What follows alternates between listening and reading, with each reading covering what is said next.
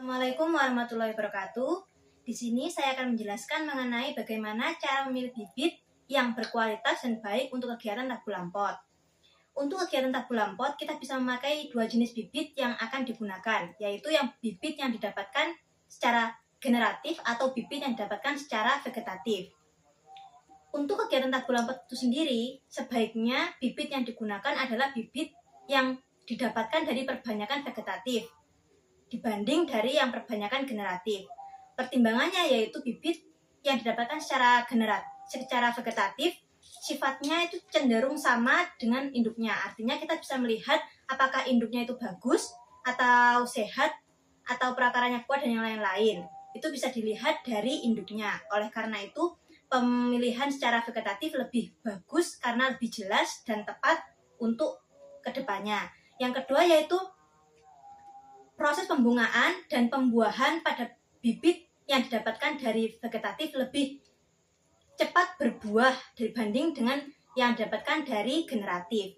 Yang ketiga yaitu ukuran tanaman untuk bibit dari vegetatif ini sendiri cenderung lebih kecil sehingga lebih sesuai dengan kegiatan tabu lampot yang memerlukan lahan yang tidak terlalu luas atau sempit.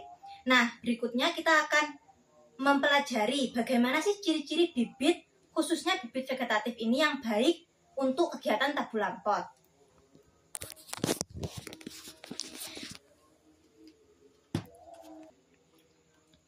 Nah, ini merupakan contoh dari bibit yang akan digunakan untuk kegiatan tabu lampot.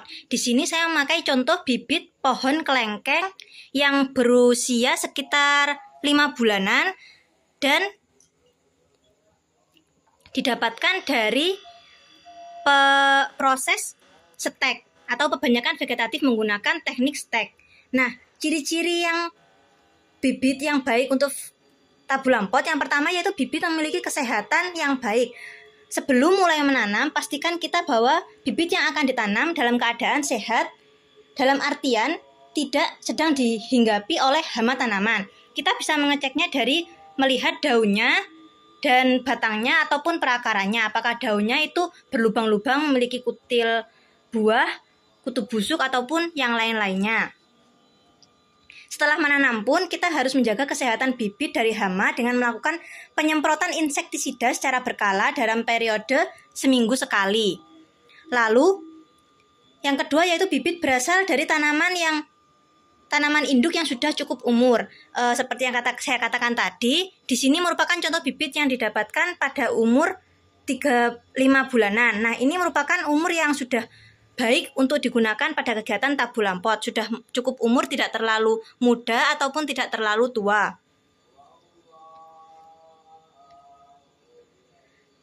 Nah, yang selanjutnya yaitu bibit memiliki sistem perakaran yang kuat.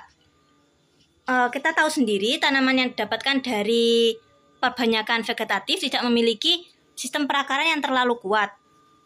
Akan tetapi di sini kita bisa melihat dari perakaran sementara dari bibit ini apakah sudah banyak atau belum, dan perakarannya bisa lihat apakah dalam kondisi yang baik, tidak busuk ataupun tidak memiliki kutil akar dan lain-lainnya.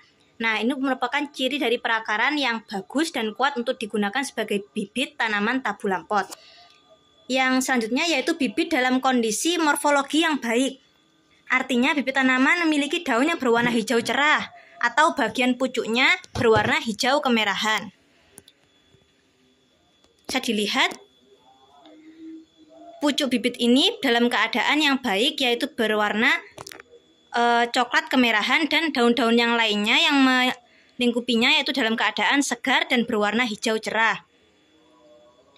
Selain itu, akarnya memiliki akar serabut yang banyak, tidak berbau busuk dan tidak basah ataupun berjamur. Bisa dilihat di sini merupakan contoh perakaran bibit yang baik di mana bibitnya cukup banyak, tidak berjamur, tidak busuk dan juga dipastikan cukup kuat untuk digunakan dalam proses tabu lampot.